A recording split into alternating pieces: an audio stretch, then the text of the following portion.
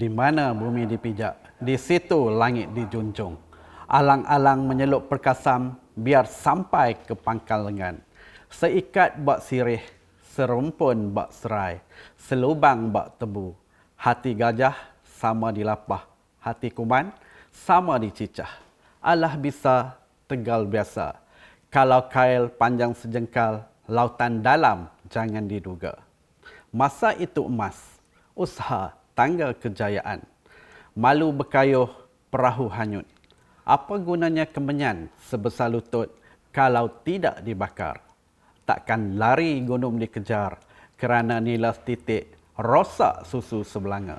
Nelson Mandela pernah berkata, pendidikan adalah senjata mematikan di dunia kerana dengan pendidikan anda mampu mengubah dunia. Berikan aku 10 orang muda, nescaya akan aku gegarkan dunia, kata penuh karisma Bung Soekarno.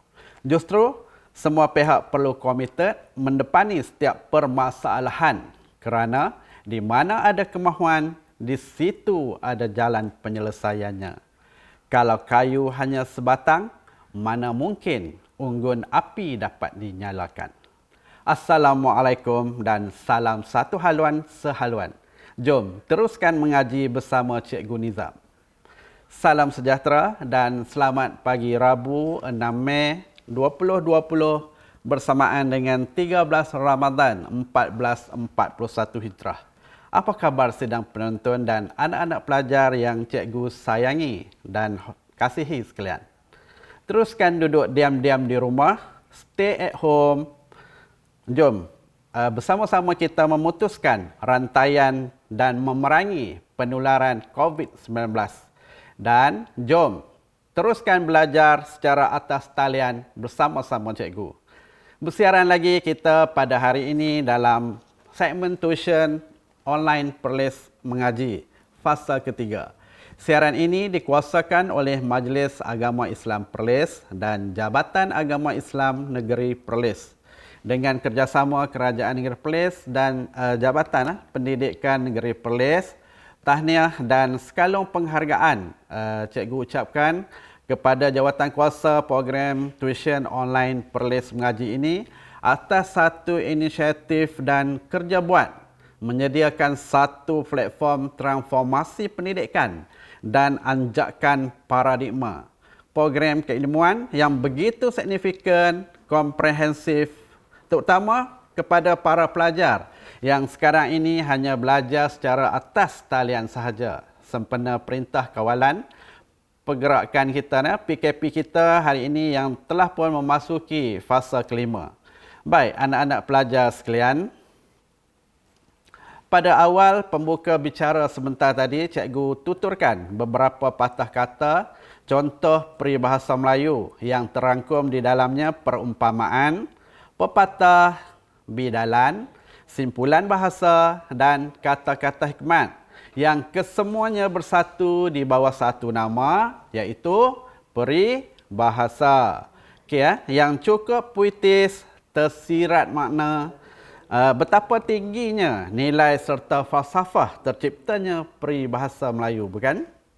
Baik, untuk slot Bahasa Melayu SPM pagi ini, jom teruskan bersama Cikgu Mat Nizam bin Haji Pin, Guru Bahasa Melayu dari Sekolah Menengah Kebangsaan Syed Ahmad, Aro Perlis, akan memfokuskan tajuk peribahasa Melayu. Okey, jom bersama kita terokai dan kuasai ilmu peribahasa Melayu ini dengan menggunakan aplikasi teknik desiran. Baik, kredit cikgu berikan kepada rakan maya cikgu, Cikgu Linda Nur dari Kuala Lumpur yang berkongsi teknik ini dan cikgu adaptasi dan lakukan sedikit improvisasi. Harapan cikgu untuk hari ini semoga anak-anak pelajar di luar sana tidak kira walau di mana pun berada dapat menguasai dan memahami ilmu peribahasa ini secara optimum dan maksimum pada hari ini. InsyaAllah ya. Baik pelajar-pelajar, sudah bersedia dengan pen dan buku catatan?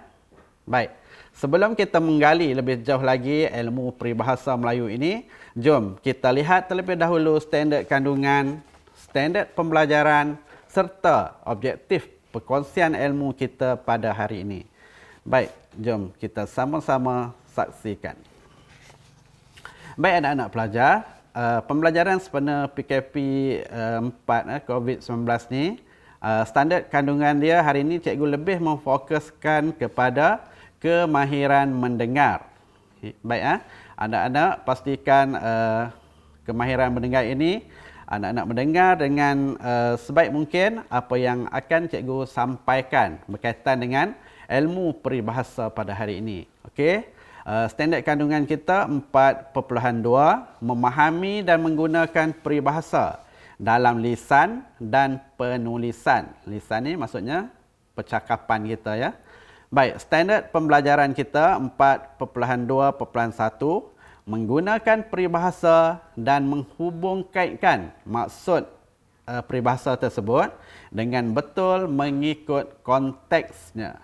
Konteks di sini maksudnya dalam situasi situasi mana yang kita nak gunakan. Baik, seterusnya kita tengok kepada objektif perkongsian ilmu kita hari ini. Diharapkan murid-murid akan dapat yang pertama menyenaraikan sekurang-kurangnya 5 peribahasa. Bagi lebih tak apa kan? Tapi cikgu harap ada anak-anak murid yang dapat menyenaraikan sekurang-kurangnya 5 peribahasa. Okey, yang kedua, murid-murid dapat membina sekurang-kurangnya 5 ayat yang sesuai dan menghubung kaitkan maksud dengan konteks. Jadi ada 2 di sini objektif ya anak-anak. Yang pertama, menyenaraikan sekurang-kurangnya 5 peribahasa. Yang kedua, dapat membina sekurang-kurangnya 5 ayat yang sesuai dan menghubung kaitkan maksud dengan konteks. Okey, baik. Kita tengok dulu sekilas pandang berkaitan dengan peribahasa Melayu ini. Baik, bahasa Melayu adalah antara bahasa yang paling unik di dunia. Pernah menjadi lingua franca pada satu ketika dahulu. Bahasa ibunda kita ini mempunyai lenggok yang tersendiri. Disebabkan itu, orang-orang dahulu kerap bercakap menggunakan kias-kias membuatkan pelbagai peribahasa wujud. Peribahasa ini tercipta berdasarkan pengamatan leluhur. Ini kosakatanya, leluhur. Maksudnya masyarakat dahulu ataupun orang-orang tua dahulu ya. Melalui pemerhatian mereka kepada khazanah alam semula jadi. Jadi peribahasa yang tercipta ini tinggi nilainya dan syarat dengan falsafah kehidupan akar tradisi warisan kita. Justru kita sebagai generasi yang sudah tersedia peribahasa ini sewajarnya lah mempertahan dan mengaplikasikan sebaik mungkin seni bahasa yang berabad lamanya tercipta ini daripada terus terkubur. Baik, langkah KPM memasukkan elemen soalan peribahasa di peringkat peperiksaan UPSR, PT3 dan SPM ini seharusnya dipuji. Bagi membentuk generasi YZ hari ini kenal akar tradisi budaya kita. Jadi secara tidak langsung pelajar-pelajar daripada bangku sekolah rendah naik menengah rendah sehinggalah ke menengah atas, peribahasa ini ada dalam soalan peperiksaan. Kalau dalam soalan SPM, peribahasa ini anak-anak perlu masukkan atau kuasai maksudnya dengan sebaik mungkin untuk kita tulis dalam bahagian kertas 1 penulisan karangan. Begitu juga soalan peribahasa ini terdapat dalam soalan 3E kertas 2. Okey, baik. Kita tengok apa pula takrifan peribahasa ni. Baik, peribahasa ni merupakan ayat atau susunan kata yang mempunyai maksud tertentu yang biasanya merujuk kepada maksud berkias, berlapik dan tersirat. Peribahasa ini terbina daripada 2 patah perkataan iaitu peri dan bahasa. Peri itu merujuk kepada hal atau keadaan, cara, kejadian dan peristiwa. Bahasa pula merujuk kepada satu sistem lambang bunyi diguna oleh manusia untuk meluahkan fikiran, perasaan dan untuk menyampaikan konsep bagi mewakili benda, tindakan dan idea dalam satu pertuturan. Ya, itu maksud peribahasa daripada perkataan peri dan bahasa. Baik, peribahasa ni terbahagi kepada beberapa jenis. Di awal pembuka bicara tadi, cikgu telah tuturkan beberapa jenis peribahasa yang termasuk di dalam keluarga peribahasa ni. Iaitu yang pertama, kita tengok perumpamaan. Apakah yang dimaksudkan dengan perumpamaan? Okey, peribahasa ini membandingkan sesuatu dengan sesuatu yang lain. Biasanya menggunakan kata bandingan seperti bagai, bak, laksana dan umpama. Contoh, bagai air titik ke batu, seperti Belanda minta tanah. Umpama pungguk rindukan bulan, ibarat abu di atas tunggul. Itu perumpamaan menggunakan kata bandingan. Okey, baik. Seterusnya ialah simpulan bahasa. Apa dia simpulan bahasa? Terdiri daripada dua patah kata. Biasanya simpulan bahasa ni ada dua patah kata saja ya anak-anak. Contoh, anak emas, batu api, kaki botol dan sebagainya yang melibatkan dua patah kata. Okey, seterusnya ialah bidalan. Bidalan merupakan peribahasa yang mengandungi nasihat dan pengajaran. Contoh, Allah bisa tegal biasa. Air dicincang takkan putus. Belakang parang, kalau diasah lagikan tajam. Itu contoh bidalan. Seterusnya ialah pepatah. Peribahasa yang berangkap atau berirama. Contoh, ada gula adalah semut. Bagaimana acuan, begitulah kuihnya. Sesat di hujung jalan, kembali ke pangkal jalan. Itu pepatah ya anak-anak. Okey, seterusnya yang terakhir ialah kata-kata hikmat. Okey, kata-kata hikmat ni ialah ungkapan yang ringkas tetapi padat maknanya. Biasanya kita petik dalam kitab suci, kata-kata tokoh, negarawan, cendekiawan, sastrawan atau orang yang bijak pandai. Okey, contoh anak-anak pernah dengar tak? Bahasa jiwa bangsa. Bersatu teguh, bercerai kita roboh. Masa itu emas, bertangguh pencuri masa. Okey, itu contoh kata-kata hikmat. Jadi, peribahasa ni apa yang terkandung di dalam dia ialah jenis-jenis dia, perumpamaan, simpulan bahasa, bidalan, pepatah, kata-kata hikmat.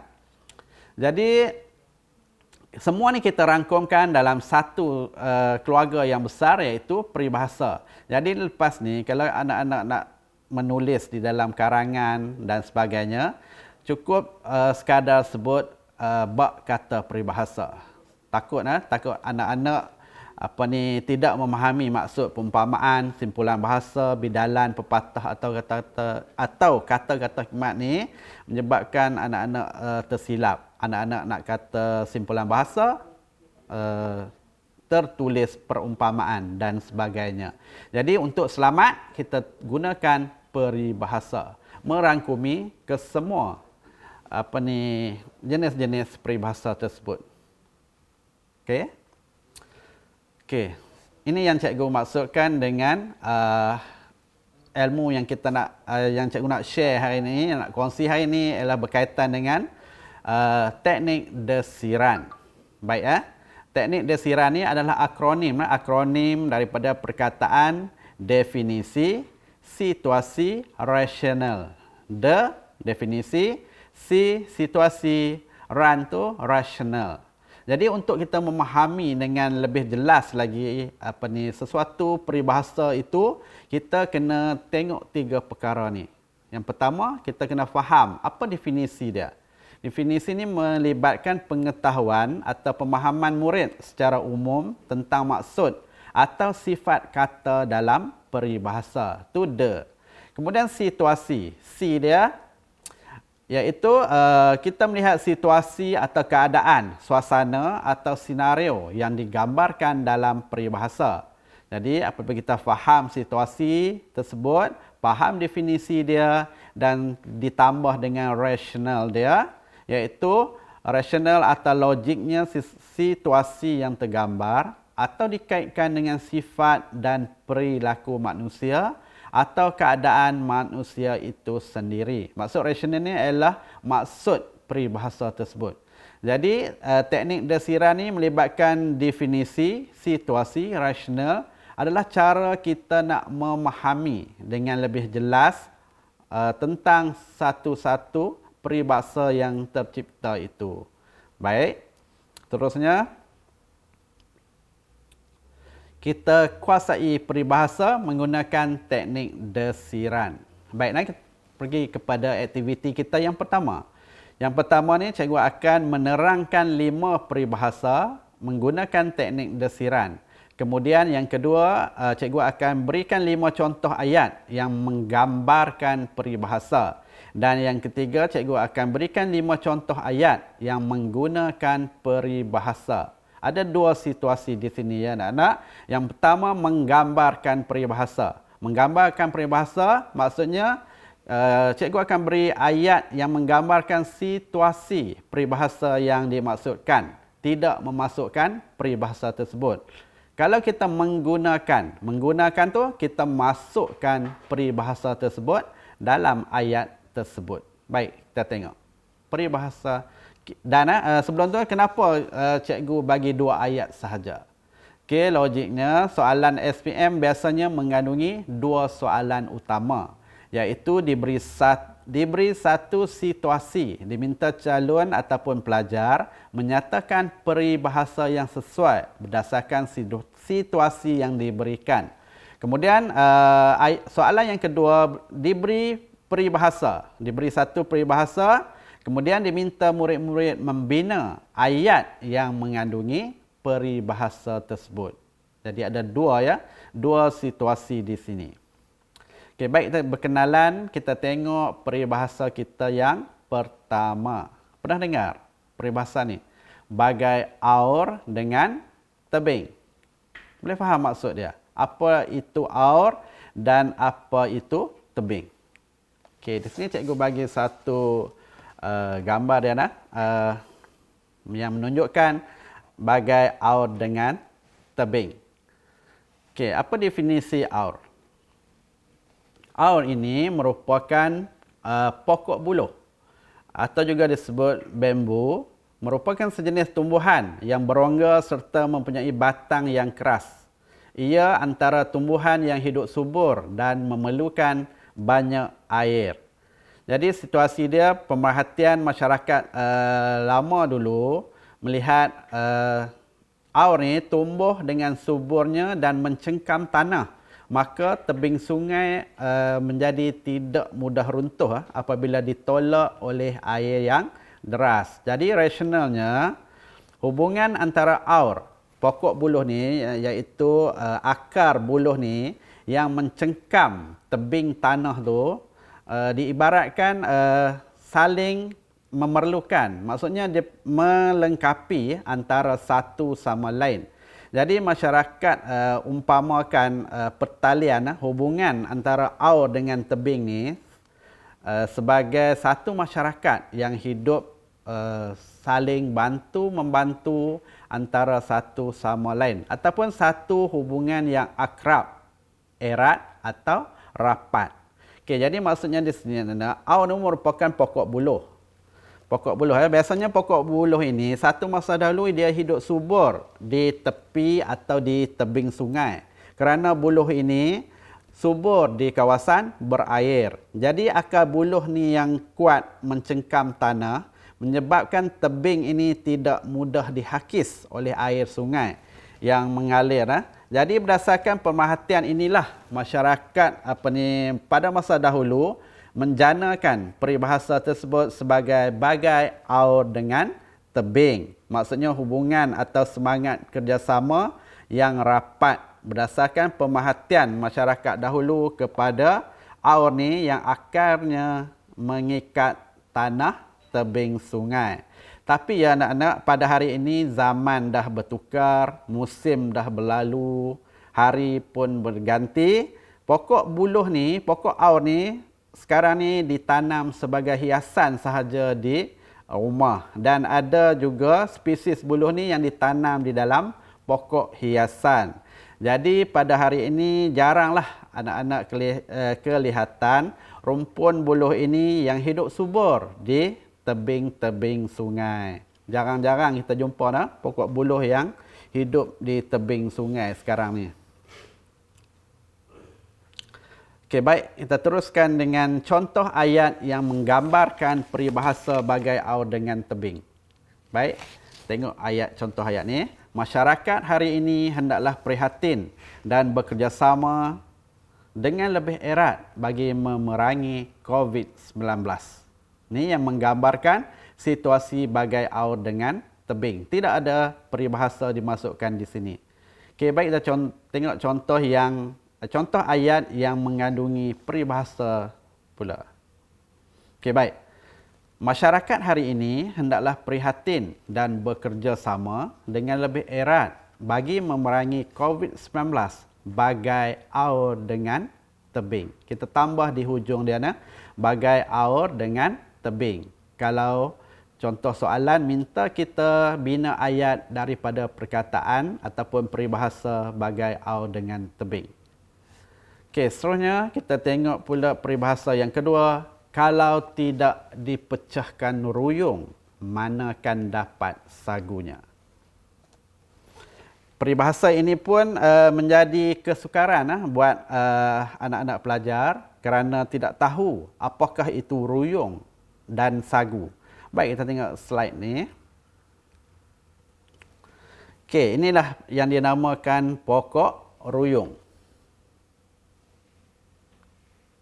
Okey, ruyung ni ataupun dikenali sebagai, tengok definisi dia, sagu merupakan makanan asasi dalam kalangan masyarakat Melayu tradisi dahulu yang diperoleh daripada pokok sagu ataupun dikenali sebagai pokok ruyung, dan kalau di sebelah utara ni disebut sebagai pokok rumbia. Situasi dia, untuk mendapatkan bekalan sagu yang terdapat di dalam batang pokok ruyung ni, pokok ruyung mestilah ditebang dan dibelah. Dibelah, bukan dibelang. Maaf, salah ejaan. Dibelah batangnya untuk mengeluarkan sagu tersebut. Rasional dia, jika hendak mendapatkan bekalan sagu yang dihajati, pokok ruyung sewajarnya ditebang.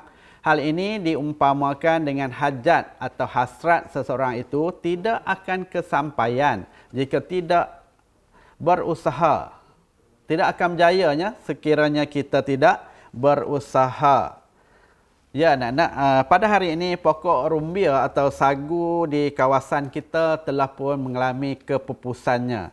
Cuma anak-anak sekarang pandai ataupun tahu mengenai sagu sahaja yang ada pada hari ini. Pokok dah tak nampak dah. Tapi hasil daripada pokok tu kita boleh dapati hari ini yang dijual di pasar raya dan sebagainya. Dan dijadikan sebagai makanan, sebagai pencuci mulut kita, iaitu sagu gula Melaka. Pernah makan sagu gula Melaka? Sagu ni sebahagian daripada pokok ruyung tersebutlah. Okey, jadi itulah yang dikatakan peribahasa, kalau tidak dipecahkan ruyung, manakan dapat sagunya. Untuk mendapatkan sagu ni, kita terpaksa menebang dan membelah batang ruyung ni untuk mengeluarkan sagu. Okey, baik, kita tengok contoh ayat dia. Contoh ayat yang menggambarkan peribahasa. Okey, pelajar-pelajar sentiasa diingatkan untuk belajar bersungguh-sungguh walaupun dalam musim pandemik COVID-19 yang berlaku ini, supaya cita-cita yang diimpikan menjadi kenyataan. Okey, baik, kita tengok ayat yang mengandungi peribahasa.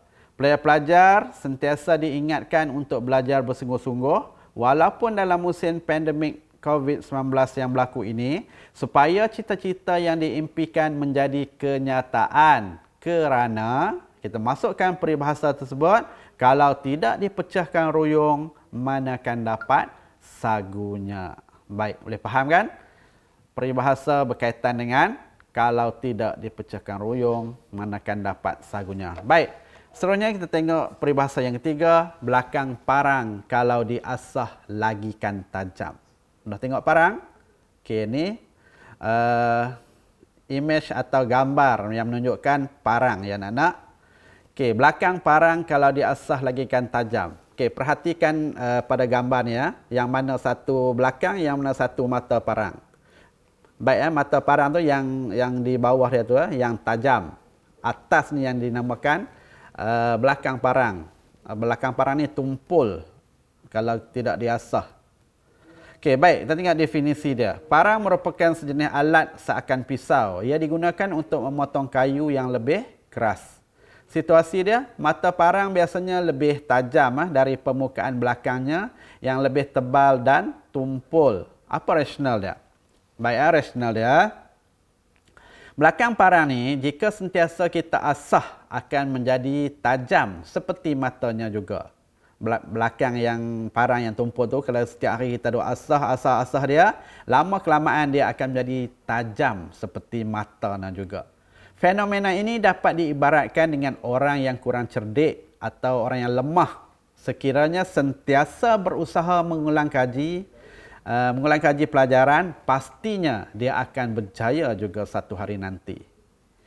Jadi kita tengok contoh ayat yang menggambarkan peribahasa tersebut. Okey, murid-murid yang lemah hendaklah sentiasa rajin mengulang kaji pelajaran di rumah walaupun sesi persekolahan belum lagi dibuka demi mencapai kejayaan. Okey, ini ayat yang menggambarkan peribahasa. Kita tengok ayat yang mengandungi peribahasa pula. Okey, ayat yang sama cuma kita tambah peribahasa dia sahaja ya.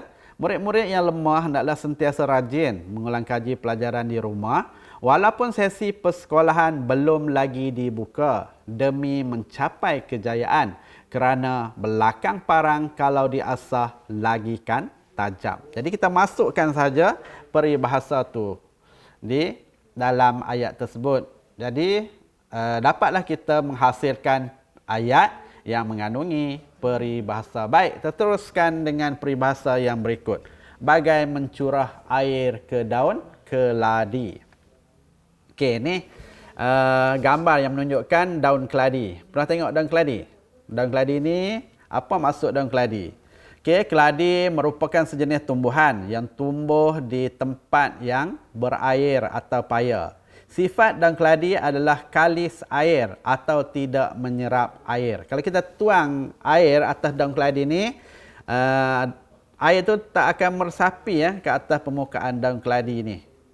Sebab sifat daun keladi ini adalah kalis air, tak dapat menyerap air. Jadi apa situasi dia?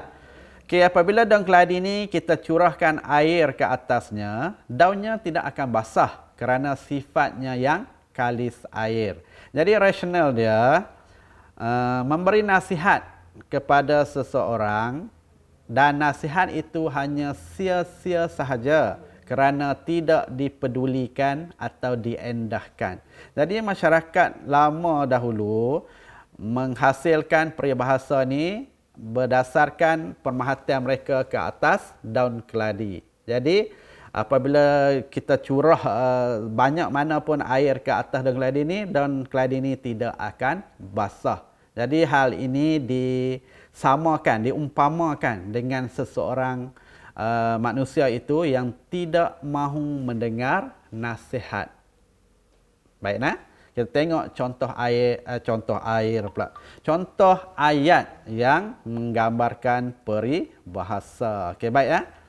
Sudah puas Perdana Menteri kita memberi nasihat kepada orang ramai agar dapat mematuhi perintah kawalan pergerakan PKP.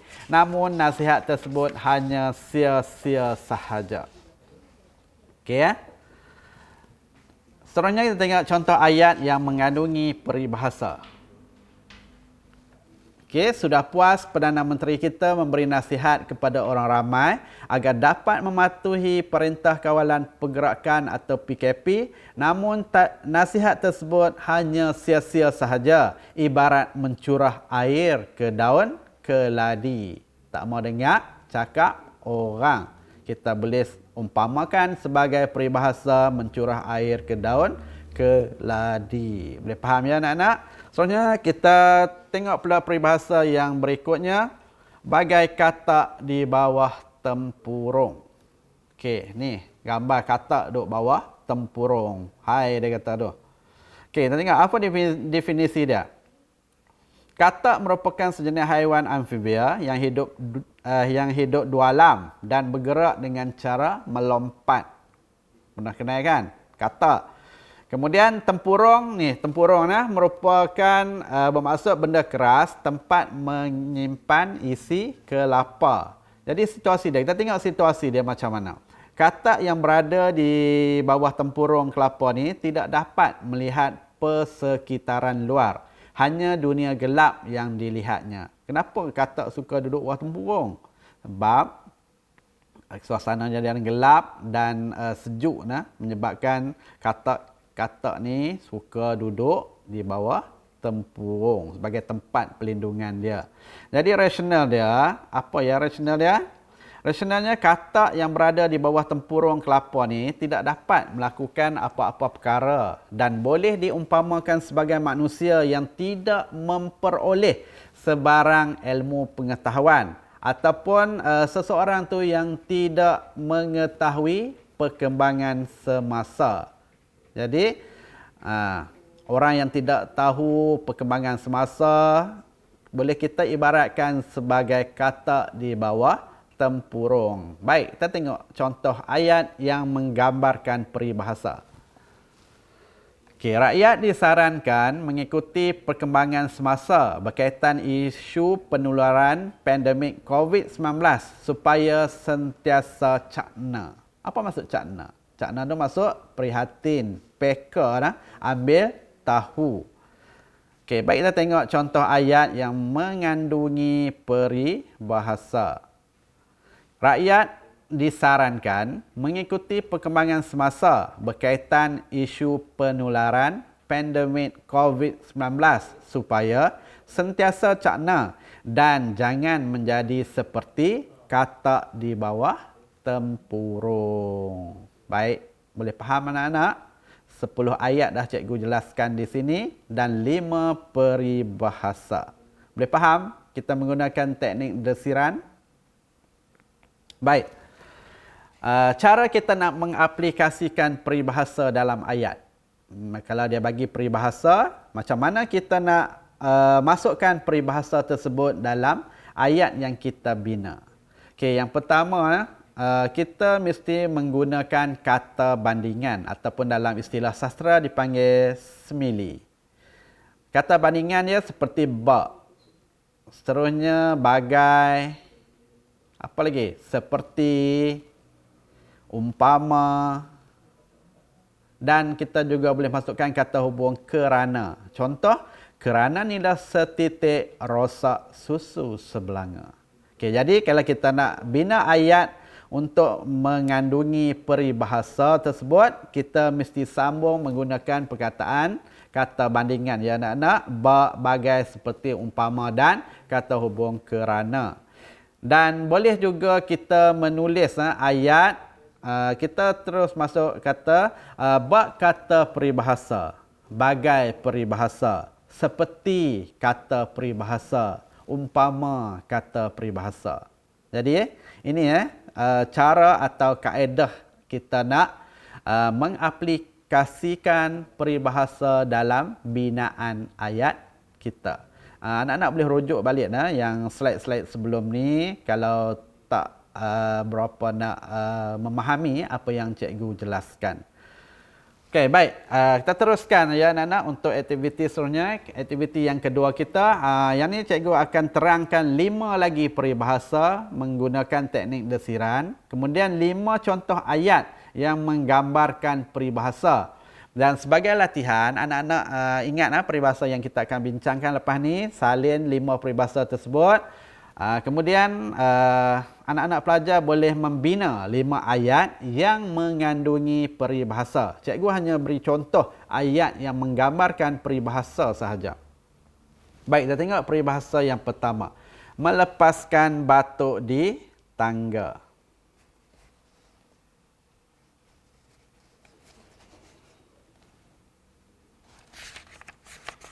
Okey, tu image batuk ya anak-anak. Pernah tengok alat ni? Alat yang dibuat daripada tempurung kelapa dan dimasukkan batang kayu atau buluh dia nah. Baik peribahasa ni satu lagi peribahasa yang menjadi kekeliruan tahsiran ramai Ramai yang beranggapan bahawa batuk yang dimaksudkan tu batuk kita batuk biasa tu, batuk ni. Dan beranggapan kita batuk semasa naik atas tangga. Bukan tu maksudnya ya anak-anak. Bukan maksud batuk tersebut.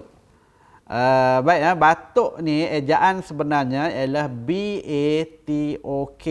B-A-T-O-K, batuk. Iaitu sejenis alat yang diperbuat daripada tempurung kelapa. Kan tengok di gambar ni lah. Inilah alat ni lah yang dinamakan batuk lah.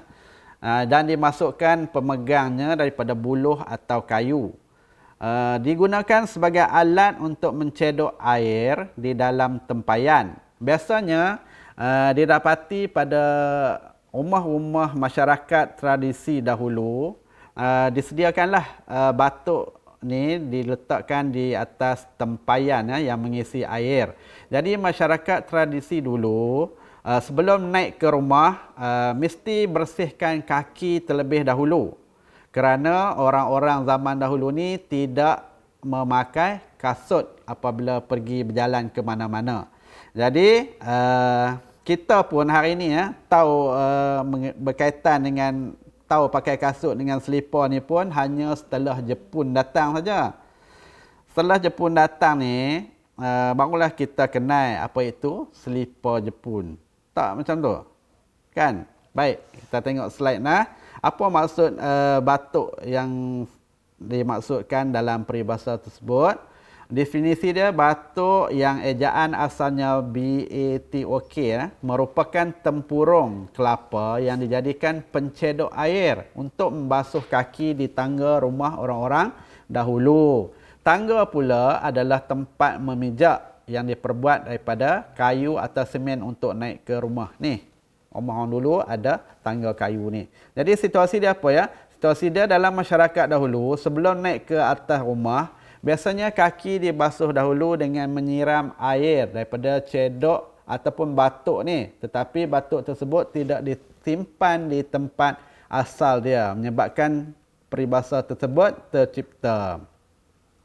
Jadi rasionalnya di sini, seseorang yang melepaskan batuk tu di atas tangga atau tidak di tempat yang sepatutnya dapat diibaratkan sebagai maksud dia seseorang yang melakukan kerja dengan tidak bersungguh-sungguh. Jadi itulah maksud melepaskan batuk di tangga. Tapi dalam penulisan pelajar-pelajar boleh terus tulis perkataan batuk tu ejaannya B-A-T-U-K. Kerana bentuk ini sudah pun mantap dan telah dientrikan dalam Kamus Dewan Bahasa. Walaupun dari segi autentiknya, dari segi keasliannya, ejaan sebenarnya B-A-T-O-K. Okey, baik kita tengok contoh ayat yang menggambarkan peribahasa melepaskan batuk di tangga.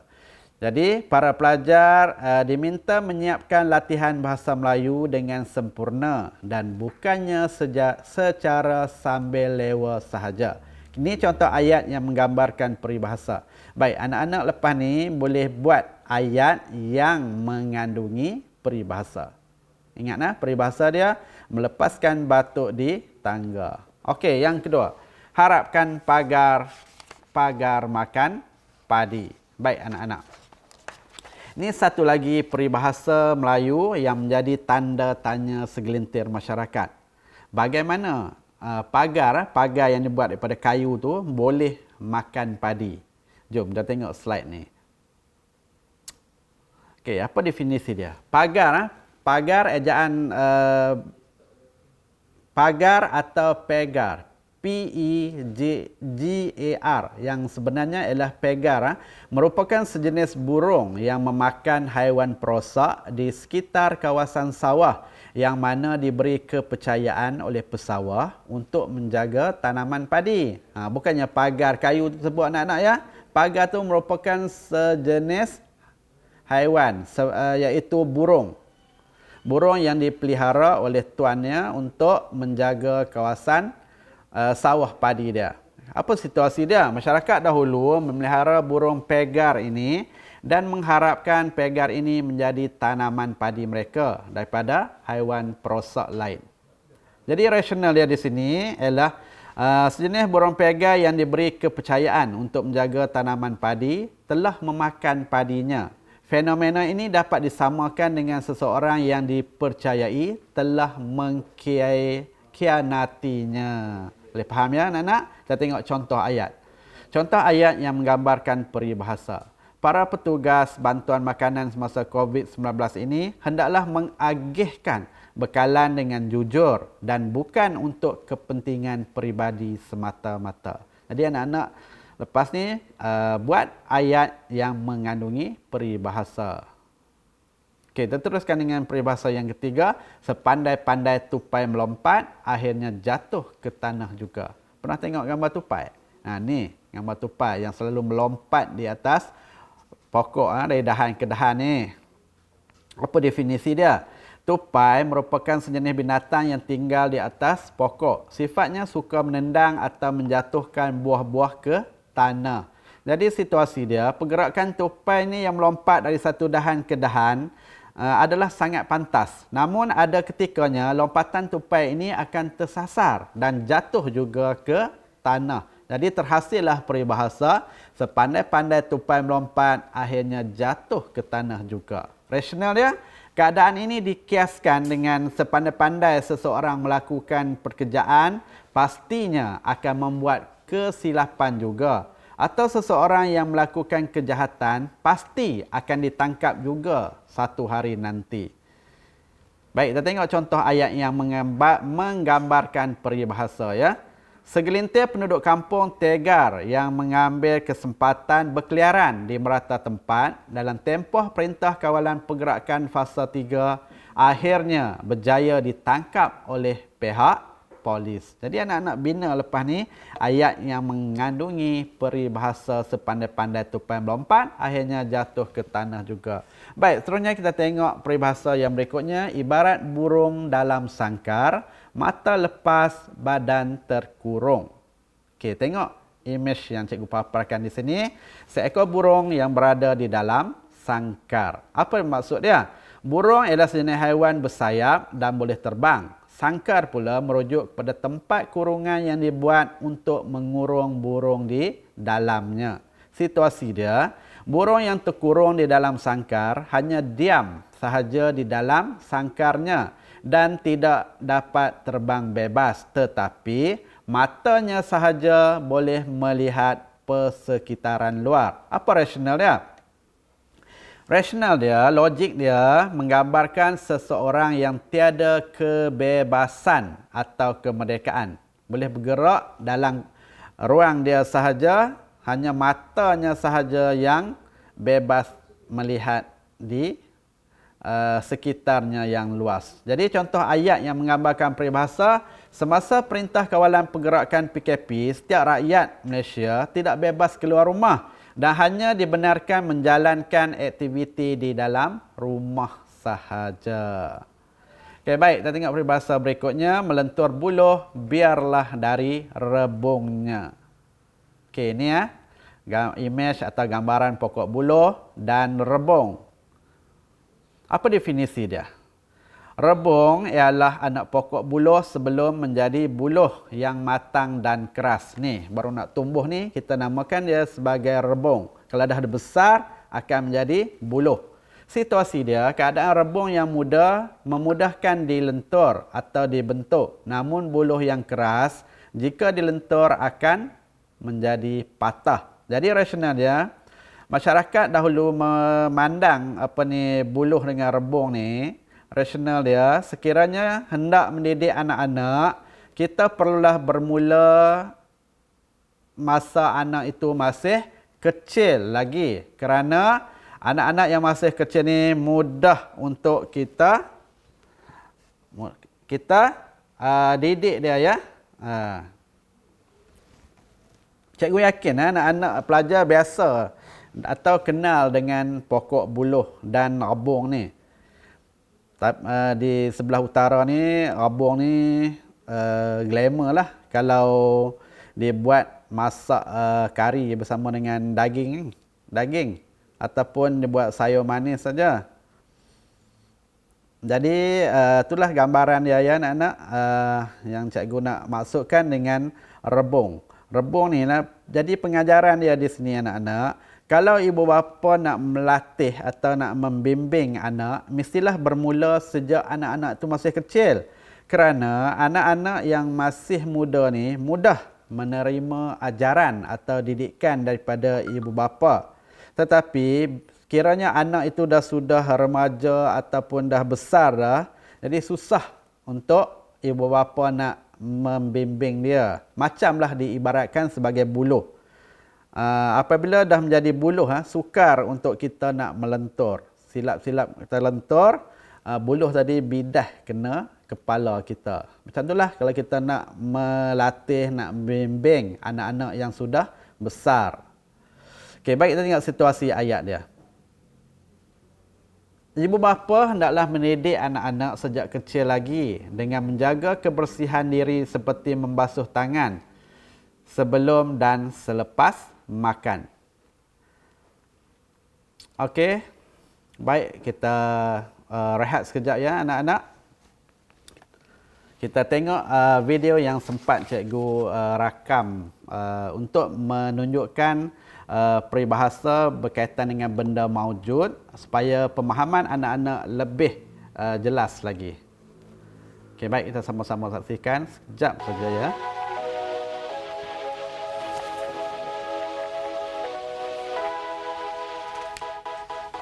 Assalamualaikum warahmatullahi wabarakatuh. Apa khabar anak-anak pelajar yang cikgu hormati sekalian?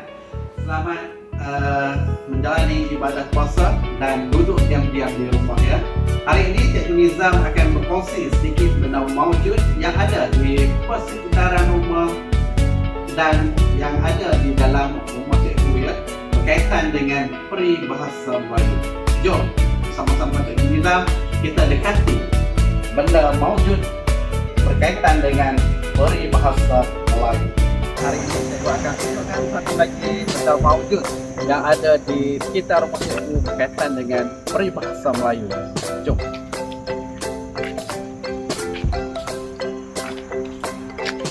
Kenalkan anak-anak, apakah alat ini? Inilah yang dinamakan batuk dalam peribahasa Melayu. Melepaskan batuk di tangga. Ya anak-anak, batuk ini digunakan oleh masyarakat tradisi dahulu untuk mencebok air yang berada di dalam burung untuk membersihkan kaki sebelum mereka menaiki ke atas rumah. Ya, batuk ini patutnya diletak di tempat yang patutnya, tetapi masyarakat yang meletakkan sewenang-wenangnya batuk ini menyebabkan terhasilnya peribahasa melepaskan batuk di tangga. Maksudnya melakukan sesuatu perbuatan dengan tidak bersungguh-sungguh. Di belakang ini adalah pokok buluh. Anak-anak, pokok buluh. Anak-anak boleh nampak daripada bawah sampai atas ini yang dinamakan pokok buluh. Okay, apa peribahasa yang boleh kita kaitkan dengan pokok buluh? Antaranya yang cikgu rasa semua anak-anak pernah dengar ialah melentur buluh biarlah dari rebung. Okey, ini pokok buluh dan anak buluh yang baru tumbuh tu dinamakan rebung. Okey, apa maksud peribahasa ni ya anak-anak? Okey, maksud peribahasa ini menjelaskan kepada kita untuk mendidik anak-anak kita seharusnya bermula dari kecil lagi. Maksudnya jika kita nak melentur situasinya, jika kita nak melentur pokok batang buluh ni, kita haruslah bermula daripada rebungnya, anaknya yang muda ni mudah kita nak lentur.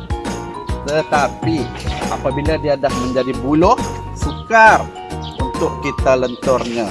Dan kalau kita lenturkan juga, kemungkinan buluh ini akan patah. Jadi anak-anak semua boleh faham apa maksud di sebalik falsafah. Jika hendak melentur buluh, biarlah daripada rebungnya. Teruskan lagi pembelajaran peribahasa kita pada hari ini. Kenalkah anak-anak ini pokok apa? Baik, inilah yang dinamakan pokok keladi. Okey, cikgu ambil sehelai daun keladi. Dan biasanya keladi ini hidup subur di kawasan yang berair. Apa peribahasa yang boleh kita kaitkan dengan daun keladi? Salah satunya ialah mencurah air ke daun keladi. Daun keladi ini merupakan sejenis tumbuhan yang kalis air. Cuba anak-anak perhatikan. Okey, air tidak akan meresapi atau melekat kepada permukaan daun keladi. Inilah yang diibaratkan oleh masyarakat tradisi dengan peribahasa mencurah air ke daun keladi. Apa maksudnya anak-anak? Maksudnya sebarang nasihat yang diberikan kepada kita, kita tidak endahkannya. Peribahasa lain yang boleh disamakan dengan maksud peribahasa ini ialah masuk telinga kanan, keluar telinga kiri.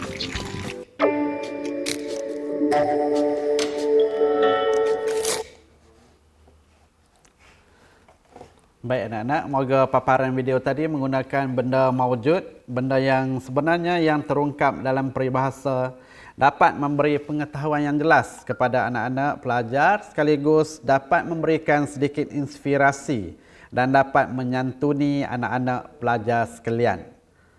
Baik, untuk aktiviti 3, anak-anak jadikan ini sebagai latihan.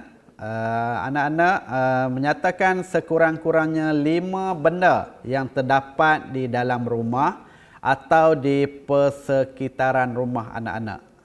Kenal pastinya benda apa yang ada di dalam rumah anak-anak dan keluarkan benda tersebut dan kaitkan apa peribahasa yang boleh kita kaitkan dengan benda tersebut dengan peribahasa. Kemudian anak-anak menyatakan dan menulis sekurang-kurangnya 5 peribahasa berkaitan benda tersebut. Okey, contoh cikgu bagi di sini satu je iaitu air. Di rumah kita ada air. Apa peribahasa yang boleh kita kaitkan dengan air ni? Okey, satunya ialah